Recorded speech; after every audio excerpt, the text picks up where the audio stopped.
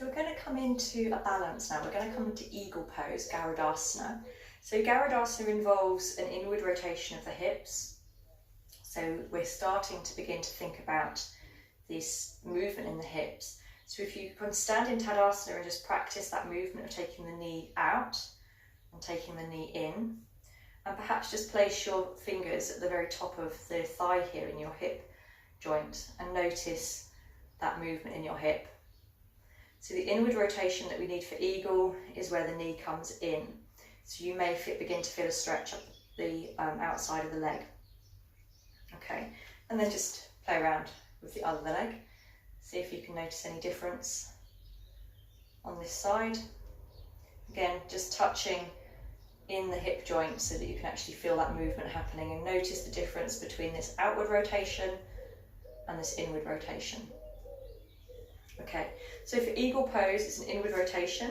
Come into Tadasana to start with, so feeling grounded through both feet, drawing up through the knees and thighs, gently tucking the tailbone under, lift with the upper chest, roll the shoulders back and down.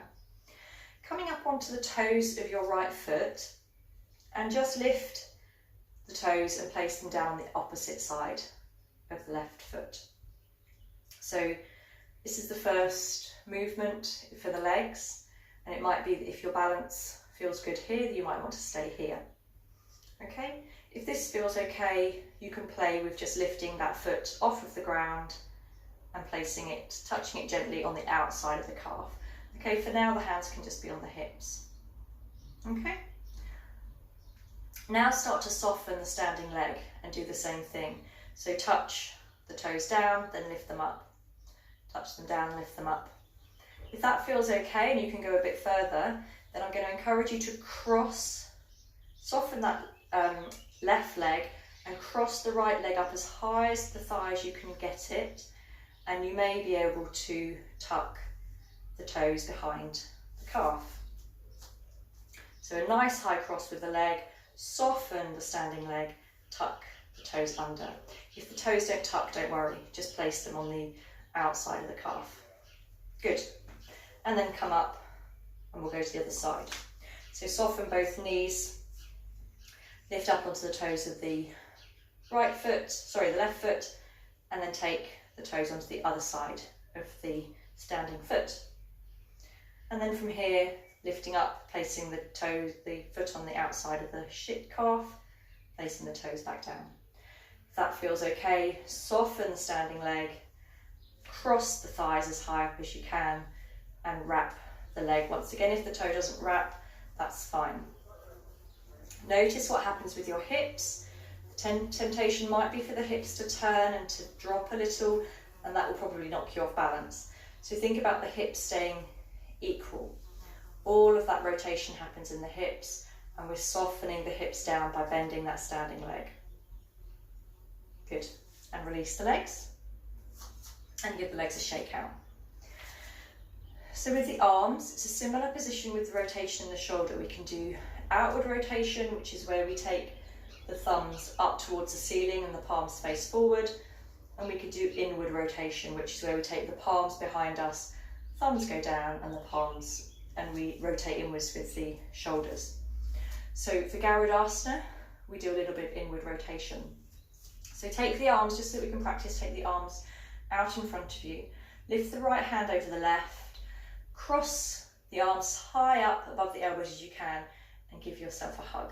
So take your fingertips behind your shoulders, and perhaps you may be even able to walk the fingers behind you a little bit. Notice that the elbows we want the elbows to cross. So we're drawing the elbows away from each other as we walk the fingers back behind us. Squeeze the elbows together. Notice whether this generates some heat, and lift them up towards your chin. You're going to release the fingers, but do it slowly. Keep the elbows squeezing together, and then draw the backs of the hands towards each other. So this might not happen. You might be here. You might be able to get the backs of the hands together. You might be able to then hold on to your thumb, or you may be able to swap the hand position so the palms come together, okay, into full eagle. If that's the case, you want to walk middle fingers towards each other. Keep the elbows lifted, gaze through the hands. Good. And then release those arms, give them a shake out. Let's lift the left arm over the right, give yourself a hug. Once more, so just crossing the arms, so the left arm's now on top. Once again, walk the fingers behind your back, squeeze your elbows together, lift your elbows up towards your chin. The more you squeeze, the more work you'll get in the shoulders. So as we gently release the hands, keep the elbows squeezing together and then encourage the backs of the hands towards each other, either holding on to the thumb, or if you're able to cross the hands completely, walk the palms together, lift the elbows up, gaze through your arms. Good. And release and shake out. So you can either continue to practice both elements individually, or we can link that all together. So coming into Tadasana, feeling grounded through both feet. Soften the knees, and let's take the right leg over the left. Coming to the leg position that works for you, and it may vary night on night, day on day. Keep the standing leg soft. It's fine to place the foot down, toes down on the floor, if that works better for your balance. Take the arms out in front of you. We're going to take the left over the right and find the arm position that works best for you. Find something soft, something still, and settle your gaze. Keep the knees bent, gazing through the hands. Shoulders are soft, away from the ears. And when you're ready to come out, undo the arms, undo the legs, come back into Tadasana in your own time.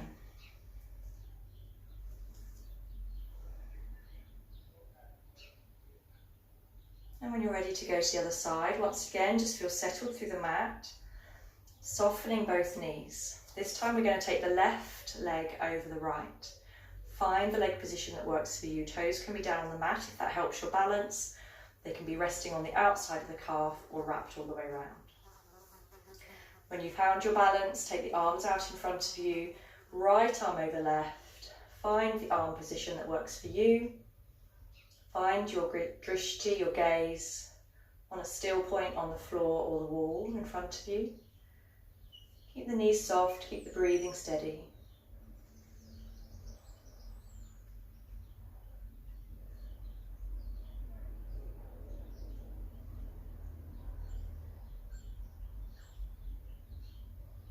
And once again, when you're ready to come out whenever your body tells you it's time to come out. You don't always have to wait for me to tell you to come out. If you feel it's time, come out in reverse. So coming out of the movement is just as important as how we get in.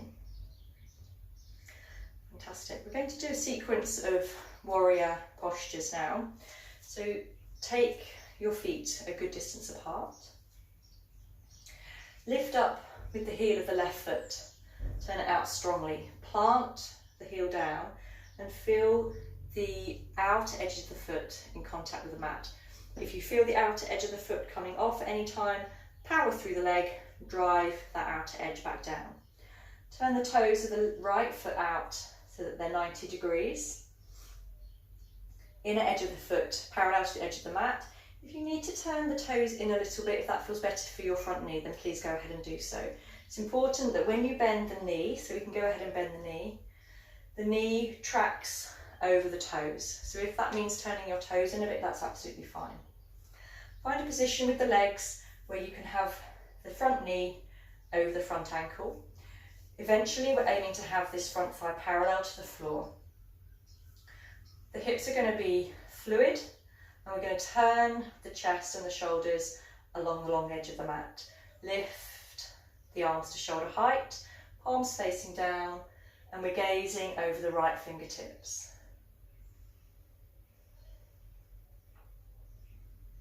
Feel as though somebody were drawing you back through this back hand, through your left hand, keeping the shoulders stacked over the hips.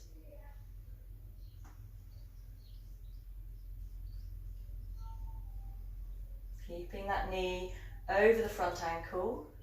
We're going to work with 3 breaths now, working to reverse warrior and then Asana. So when you're ready, palm of the right hand up, breathing in, reverse warrior, so the back hand comes down to the back thigh, stretching into the top hand, and breathing out, right elbow to right knee, left hand comes up over into Asana. Breathing in, reverse warrior, and breathing out, Asana. Right elbow, right knee, keep the chest open. Once more, breathing in, enjoy that side stretch, and breathing out, Asana, and hold. Breathing in for 1, and continuing to take 5 breaths here. If you feel that you can keep the chest open, one shoulder stacked above the other, feel free to take the hand to the floor.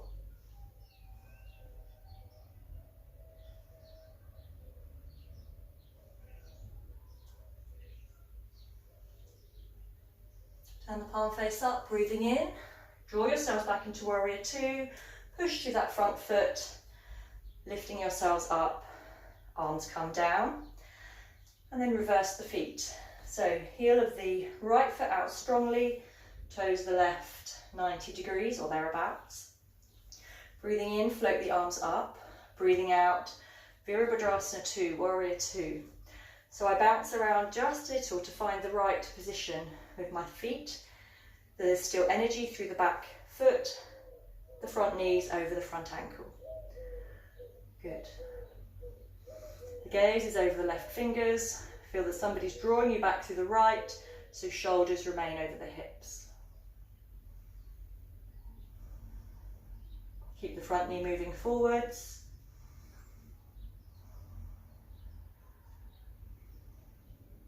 And then 3, transition between reverse warrior and Asana.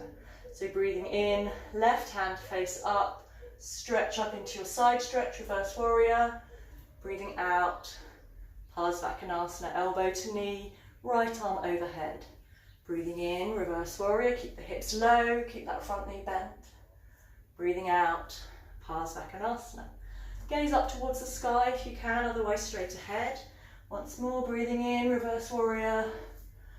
Breathing out, Asana for 5 breaths. Check in that the knee's still above the ankle, you still have weight in the outer edge of the back foot. If you can keep the chest open, feel free to take the hand to the floor.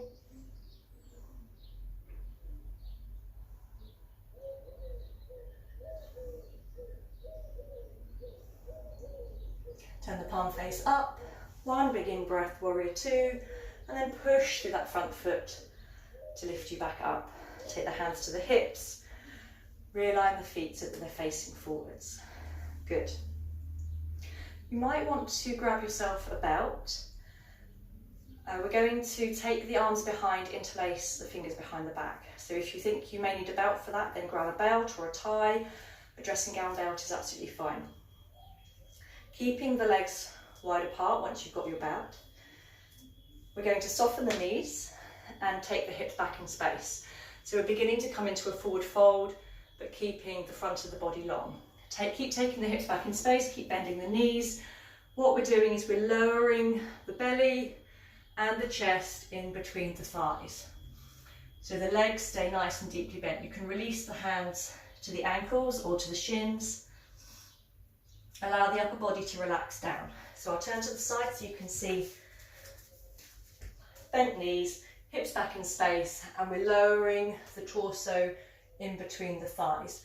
What we don't want to do is this, okay? So we don't want to have this rounded. Bend the knees as much as you need to so you can keep the back nice and straight. Take the hips back and lower the whole body. Interlace your fingers behind your back, or if you're using the belt, just hold the belt. Knees are still deeply bent, and we're going to lift the arms off of the back. Squeeze the shoulder blades together, relax the head down. And then from here, keeping the torso where it is, very slowly begin to lift the hips up into space. The neck stays relaxed, just check in, make sure the neck's relaxed. Squeeze the shoulder blades together, crown of the head moving down towards the floor and moving the arms overhead, almost as though they were going to touch down on the floor behind your head, perhaps one day.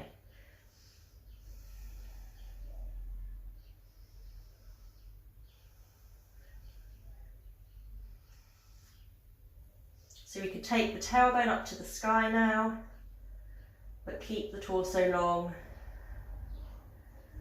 keep the neck relaxed. Take the hands back to your hips, soften the knees deeply, so nice big deep bend, breathing in, very slowly lifting the torso up and straightening the legs. Good. Jumping or stepping the feet back together. Step towards the front of your mats. Breathing in, lift up with the hands. Breathing out, forward fold. Breathing in, lift the heart, lift the gaze. Breathing out, plank, chaturanga. Breathing in, upward facing dog. Breathing out, downward facing dog. Soften the knees, take them to the floor. Untuck the toes and coming into a kneeling position. So for the next part of the class we're going to need a belt and a block. So grab yourselves either a yoga belt if you have one, if you don't, dressing gown belt, tie, whatever you can lay your hands on, and a block or a book, anything this kind of shape really. Come into a kneeling position or a comfortable seated position. It's fine to sit on a cushion, it's fine to have some padding in between your calves and your thighs if that feels better for you. And then take hold of your belt, and you want to take a nice wide grip of the belt. If you're prone to hyperextension through the arms, then think about having a small micro bend in the arms. For most of us it's fine to have them straight, but if you know that you tend to lock in the elbows, just slightly bend the arms a little. So nice wide grip with the belt. Pull the belt apart so there's no slack. So we want to be actively pulling with the arms, and then lift the arms overhead. Notice the tendency that to happen is when we lift the arms overhead, we tend to arch the back and the chest lifts. So think about keeping all of this tucked in. We want the belly in, lower rib cage in, and the chest slightly in. But we still want a nice straight line with the shoulders above the hips. So we're avoiding the belly sticking out. Belly in, lower ribs in. Nice wide stance on the belt. Small micro bend if you need to. Keep the belly tucked in, keep the lower ribs tucked in, and find that place just above your head where the arms don't want to go over. And just play around with that place. So you might need to take the arms slightly further apart so that you can get your arms overhead, and know that's fine. Keep pulling on the belt actively, and find a place where you can take the arms back nice and slowly behind your back. And then once again, arms equally away from the side, lower ribs tucking in, and we begin to lift the arms back overhead. Once again, if you can't do this, take the belt wider apart. Okay, and once more, nice and slowly, take the arms overhead. Keep the belly in, keep the lower ribs in, and take the arms back over. So continue to work in that way. Notice the tendency for one shoulder to creep closer to the ear than the other, and try to keep them an equal distance apart.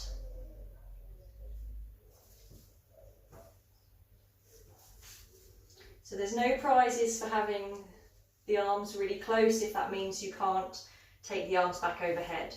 Everybody's built differently, so everybody will have a different grip on the belt, but we do want to be pulling that belt taut.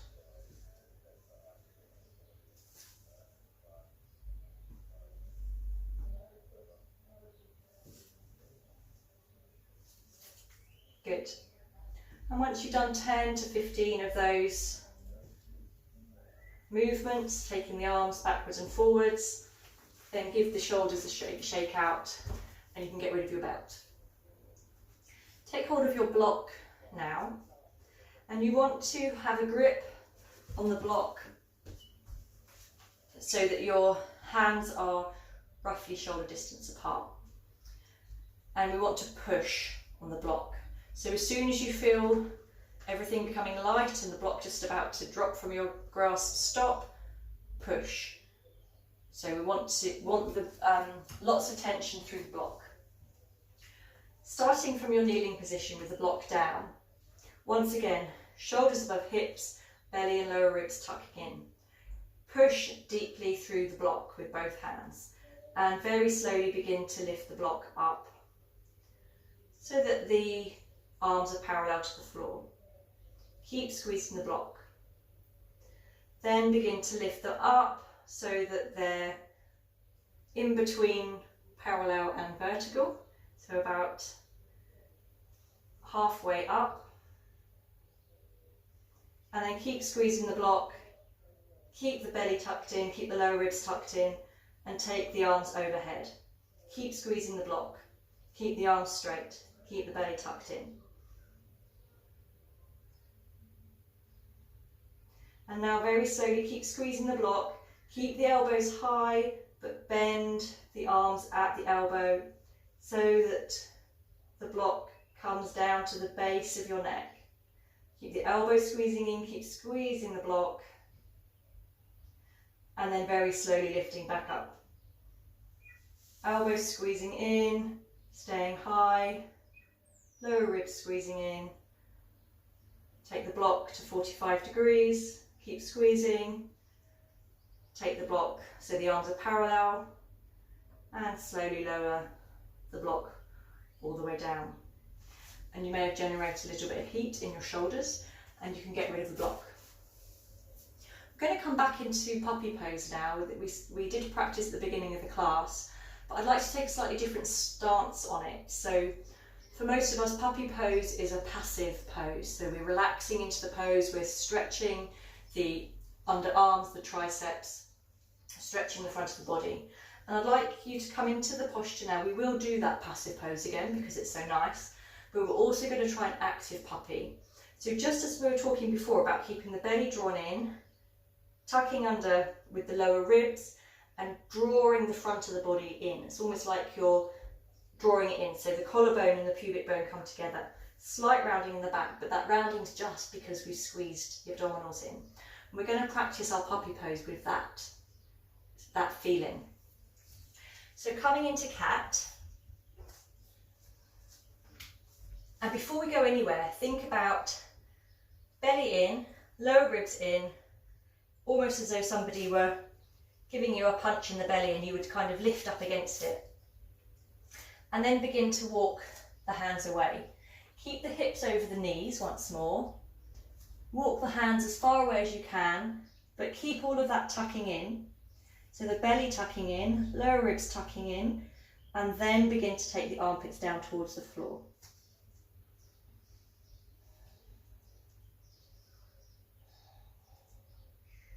So notice that my head's tucked in, because as you squeeze the rib cage in, you can draw the chin into the chest to take that movement further. Opening under the armpits still, but keep that belly drawing in and the lower ribs tucking in.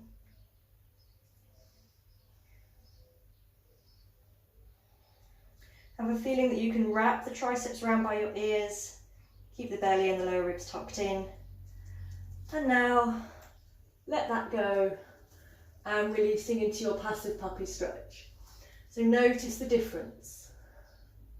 Chest can come down towards the floor, arms are open, and we can release in. Good. And then lifting back up into cat and sit back onto your heels. Good. Now have a lay down on your backs. We're going to, so we've worked, generated some heat in the shoulders. I'd like us now to work through the hips. So lying on your backs, knees bent, soles of the feet on the floor, and take your right ankle over your left knee and begin to open out with this right knee. Notice any movement in the hips. So ideally we want the hips to stay level and even as we outwardly rotate the thigh.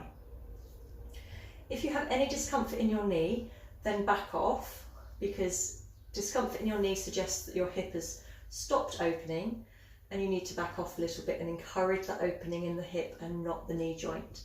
One thing we can do to help protect the knee is to flex the foot, so pointing the toes up towards the ceiling, and encourage the outer edge of the foot up. So it's a flat foot. And what that will do is just activate the muscles down here and keep your knee in that protected position. As long as that knee feels okay, then you can work with moving the knee away from you, feeling this opening in the hip joint. If this feels super comfortable and you want to go a stage further, then lift the left foot from the floor. Take the hands, one arm through the gap in your legs, the other one around the outside, either holding the back of the thigh or around the front of the shin. And then we're encouraging the left knee in towards us. Keep that right knee safe. Remember, only go as far as your knee's comfortable. You should be feeling something around the hip, the pelvis area.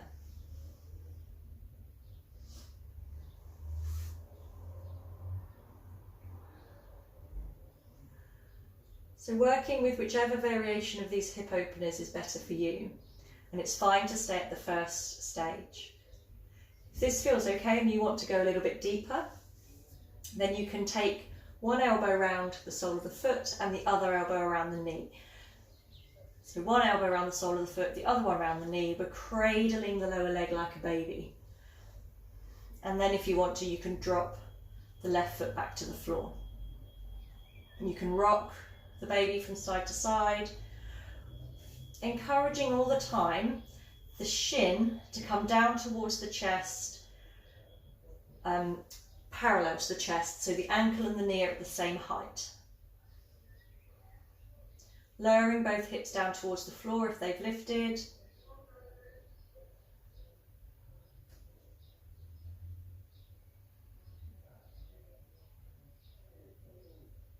And if all's well, you can straighten out the left leg.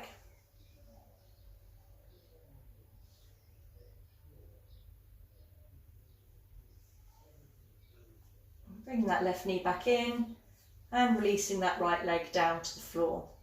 So back to your starting positions, both knees bent, soles of the feet on the floor, and we'll go to the left side. So once again, the first stage is to take the left ankle over the left knee, and just playing here and just finding out, exploring, is your knee comfortable? Does it help to flex the foot? Does it help to bring the outer edge of the foot up so that your foot feels flat? And then perhaps just using your left hand to encourage that external rotation of the thigh. It isn't jamming the hand against the knee and pushing it away. It's this outward rotation that we're after here. So the movement comes from the hip joint. So you might want to stay here and work here if you're feeling some opening in the hip joint, that's great. If you do want to go further, then lift the right foot from the floor and hold around the back of the thigh or around the front of the shin. And then we're encouraging the right knee in, all the time that left knee moving away. And encouraging both hips down towards the floor.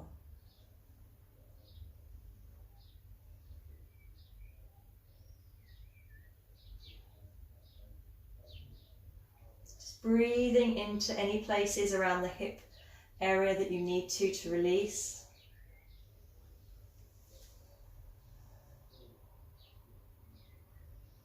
Once more, it's fine to stay here, it's fine to go to the previous version. If you want an extra stretch, cradling that leg, one elbow around the knee, one elbow around the sole of the foot. And encouraging the knee and the ankle to come down at an equal height. Releasing the right foot to the floor.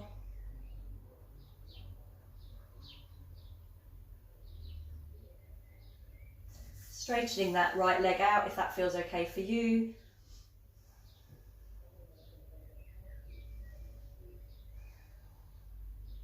Breathing deep into your hip joint. Feeling both hips coming down towards the floor, and then releasing and giving the legs a shake out. Just either rolling onto your side or rolling up into a seated position. Cross your ankles, draw the heels in towards you. Rolling over your feet, bringing your hands to the floor, untucking your legs, tuck the toes and lift yourselves into downward facing dog. Take a moment to walk the dog, easing out in the hip joints. So straightening one leg, perhaps taking a nice stretch up the side of the body, down the back of that leg, and then straightening the other leg, driving the heel down, pushing through the same hand and encouraging that side stretch and the stretch down the hamstrings. Good. And then coming equally lifted through both heels, softening the knees gently, encouraging the armpits down towards the floor, belly in towards the thighs, pushing through the hands, and then begin to take the heels back and down. Really feeling that nice stretch in the back of the legs.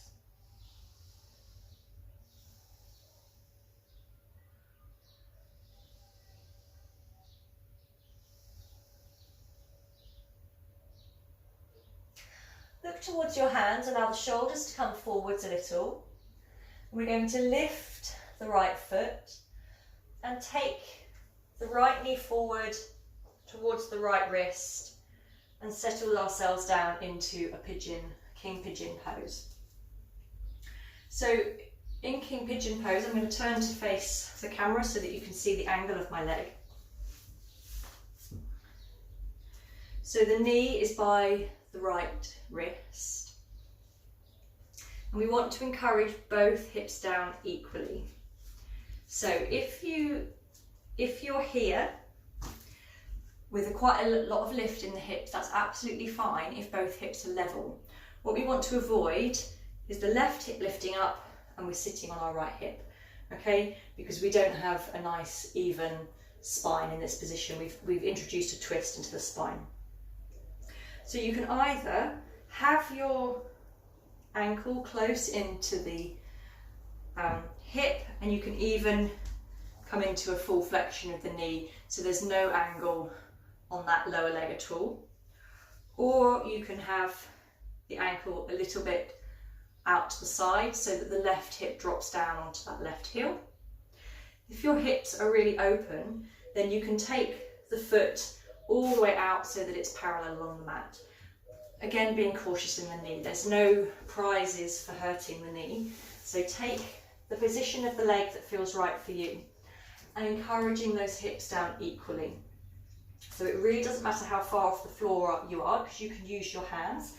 If your hands don't reach, then use blocks or books to support your hands, and gently lowering both hips down to the floor. You can come forwards if this helps. Again, both hands equally forward, both hips equally down. So the shoulders, the hips are running along the short edge of your mat. If all's well, you can begin to lift up with the shoulders, so the shoulders come above your hips. Lifting up with the chest, rolling the shoulders back and down. Both hips coming down equally.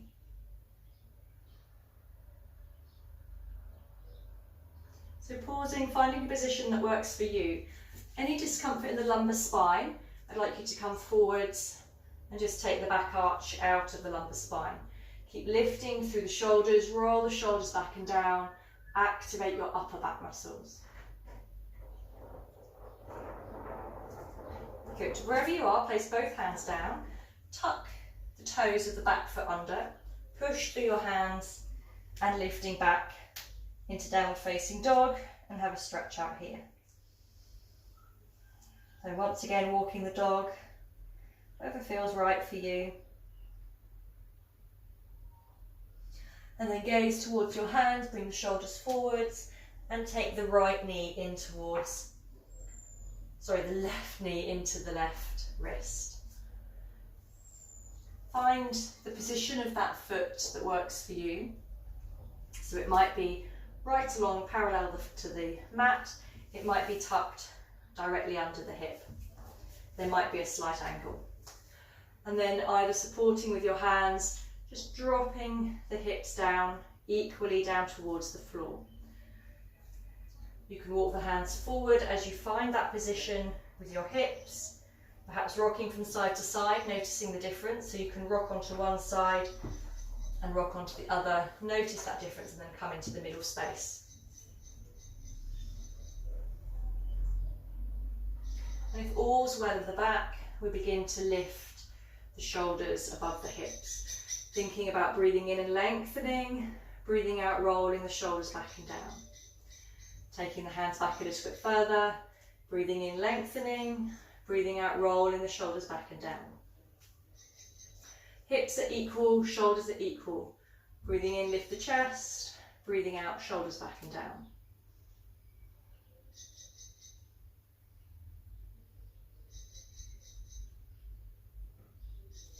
And then releasing the hands out in front once more. Tuck the back toes under, push through the hands and lifting into downward facing dog and taking a stretch out. Dropping the knees down to the floor, untucking the toes, coming into a kneeling position. So coming into Tadasana, and we're going to work into Gomakasana, our peak pose. We're going to work through a number of different leg variations so you can find one that suits you, and then we'll introduce the arms as well. So sitting in Tadasana with the legs extended away. If you want to sit up on a block, then please feel free to sit up on a block. So if you find that you're dropping off the back of your sitting bones and the back's beginning to round, pop yourself on a block or some books so that you can sit nice and tall. And then we're going to bend the right leg and take the right foot onto the outside of the left leg and encourage the leg to be just above the knee of that straight leg. And then we're going to allow the right knee to drop out to the side, and the foot of the right leg may lift up or it may just rest down on the floor, whichever it works is fine. So you've got a figure 4 with the legs, and this might be where you want to stay, this might be where your hips feel comfortable. If you want to go a stage further, then we draw the right heel up halfway up the left thigh.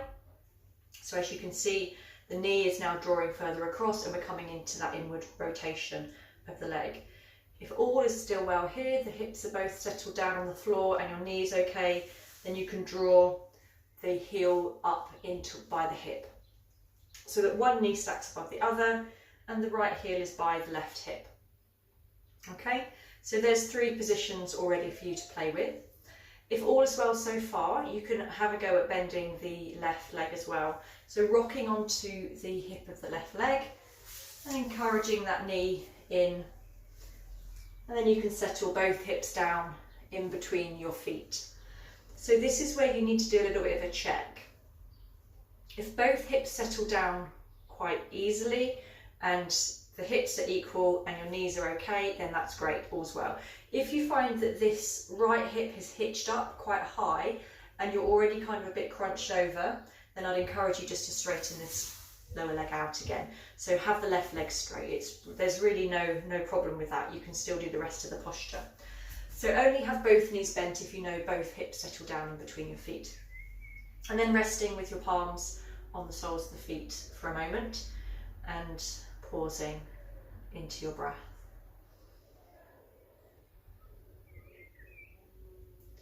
Breathing deep into your hips. So for most people this will be quite a deep hip opening.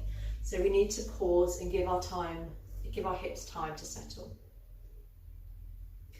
Now we're going to introduce the arms. So you might want to have a belt handy and I'll show you why. I'm going to turn with my back to the camera so that you can see what I'm doing with my arms that come back into Gomakasana legs. So we want to lift the left hand up to the sky, bend the elbow and place the left hand onto the middle of the upper back. And then we're going to swim the right arm around, all the way behind, and then encourage the back of the hand into the middle of the back, so that your fingers may be able to touch, you may be able to grip with the fingertips. If that grip doesn't work, then take a belt in your top hand, circle the arm round and hold on to the belt. And then once you're here, you can begin to walk the hands up towards each other. Okay? So that's how you can use a belt for the arm position. So either using your belt or gripping your fingertips, begin to take a forward fold. And once again, if you've got that left leg straight, you can still forward fold. Forward fold, encourage the forehead in towards the knees, and breathing here for about 5 breaths.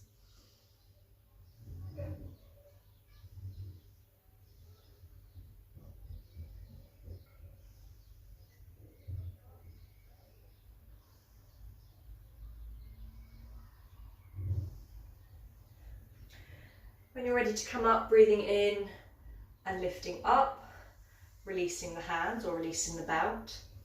If you've got both knees bent, you can come into the magic switch round, taking the hands in front of you, leaning forwards and lifting your hips into the air, keeping your feet on the floor, but swiveling on the balls of the toes. Take your arms all the way around your right leg, all the way around behind you. Keep walking your hands around, swiveling on the balls of the feet, all the way around your left leg, until you bend the knees and bring your hips back down into the centre of your legs again.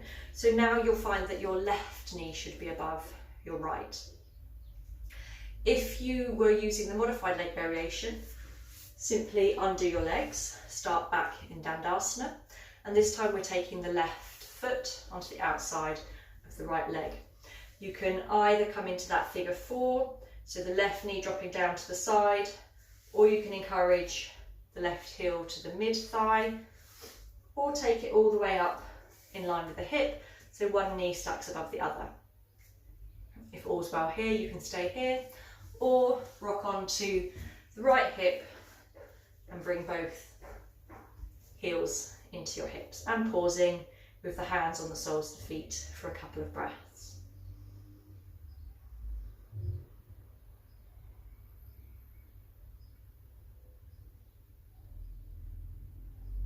When you're ready, we're going to introduce the arms once more. So the right arm comes up, bending at the elbow, left arm swims around, either holding onto a belt or holding onto your fingers behind your back, and then softening over your legs, keeping your hips down as you fold, and then tucking the chin in. Chin comes towards the knees. Breathing deep into your hip joints.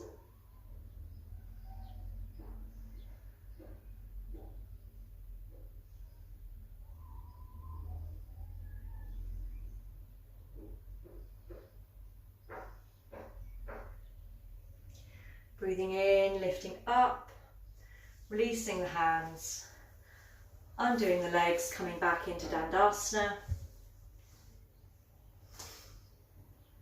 Bending both knees, bringing the soles of the feet together and having your legs in a diamond shape. So have the heels quite a distance away from your pelvis. So we don't want them tucked in as we would with cobbler. This is a nice relaxed diamond shape with the legs. And begin to shuffle off of your sitting bones, bringing yourselves into a nice relaxed forward fold. No pulling, just allowing gravity to draw your body down. The reason we shuffle is that sometimes the sitting bones can get stuck, so move and wriggle in any way you need to release. And then releasing the head down, everything relaxing, shoulders, arms, the back is rounding.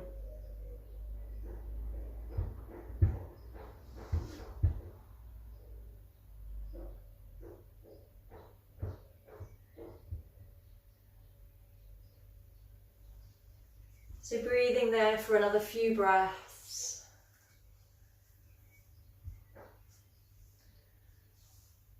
Before gently drawing yourselves into a seating position.